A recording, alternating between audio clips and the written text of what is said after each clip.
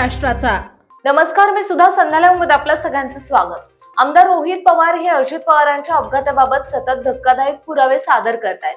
अशातच उपमुख्यमंत्री एकनाथ शिंदेबाबतही त्यांनी खळबळ उडवणारा दावा केला। या संदर्भात बोलताना शिवसेना आमदार निलेश राणेंनी त्यांना टोला लगावला। रोहित पवार सध्या एव्हिएशन एक्सपर्ट बनले आहेत, आता फक्त पायलट बनणं बाकी राहिले असा टोला निलेश राणेंनी लगावलाय। त्यांनी जो काय मुद्दा उपस्थित केलाय त्यांनी टेक्निकल अथॉरिटीकडे हा विषय दिला पाहिजे। आता ते जे काय म्हणतायत की असं झालं तसं झालं, तुम्ही द्या ना फॉर्मल अथॉरिटीकडे। कोणी थांबवलंय तुम्हाला?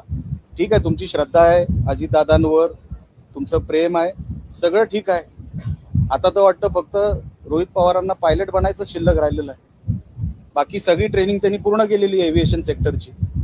आमचं म्हणणं असं आहे की तुम्ही टेक्निकली जर तुम्ही साऊंड आहात, टेक्निकली तुमच्याकडे सगळी हे आहे माहिती, तुम्ही फॉर्मल अथॉरिटीकडे जा ना।